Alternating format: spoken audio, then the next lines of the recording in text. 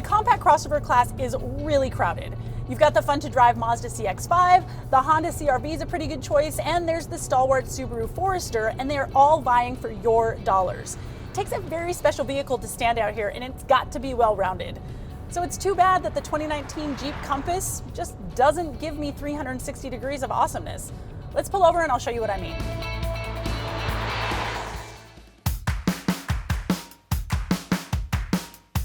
All right, let's start with the good, and that's that I really like the way this Compass looks. You can definitely see the influence of the larger Grand Cherokee here in the front, but it's not quite as squinty and off-putting as what you find in the regular Cherokee.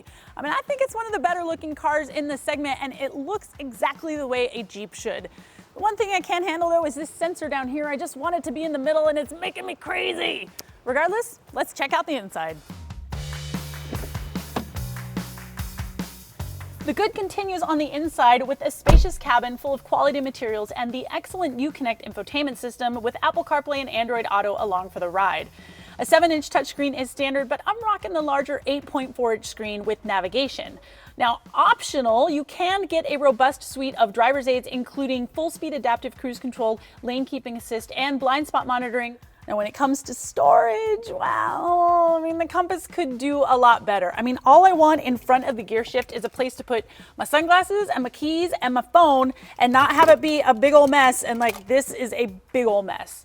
Behind the rear seats is 27 cubic feet of space, but you can fold down those rear seats and that expands up to 60. Well, that sounds pretty good, but when you look at class leaders like the Honda CR-V and the Toyota RAV4, it's actually pretty small.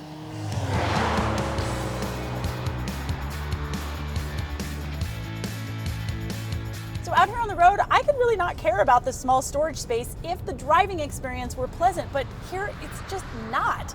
This thing weighs 3,300 pounds and it's powered by a 2.4 liter 4-cylinder engine, which is putting out 180 horsepower and 175 pound-feet of torque. I mean, it is really slow. My daily driver at home has almost as much go-go juice and it's 1,000 pounds lighter, and I yell at that all the time because it's too slow. Here, it's just really, really frustrating. And you'd think with a car that has not a lot of power, maybe you'd get good gas mileage. Well, the EPA says that I should be getting 25 miles per gallon combined, but I'm only seeing about 23, so no. And you know, it's not helped by this 9-speed automatic transmission either. It is so lazy and sluggish. I mean, if I want to pass somebody, I got to put my foot to the floor and then wait for a little bit until it finally wants to downshift. And then if I'm trying to accelerate, I got to keep my foot out of it a little bit, otherwise it upshifts way too quickly. Now you can get a 6-speed manual, which I imagine would help the driving experience a little bit.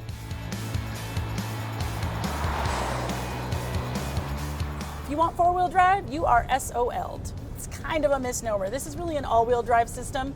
Power defaults to the front wheels, but I can throw 50% of it to the rear by pressing this 4-wheel drive lock button. And then I've got some drive modes here for better performance on snow, sand, and mud. But listen, if you know you're gonna go off-road, just get the Trailhawk trim. It's gonna give you better ground clearance and a low mode for better rock crawling.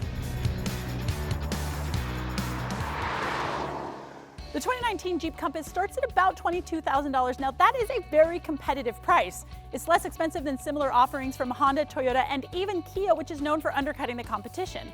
This one, however, is a top-of-the-line limited, so it starts around $29,000, and after destination and options, you're looking at $37,000. Yeah, sorry Jeep, I'm gonna do a 180 on this one. But don't do a 180 on our channel. Please like and subscribe for more awesome roadshow content.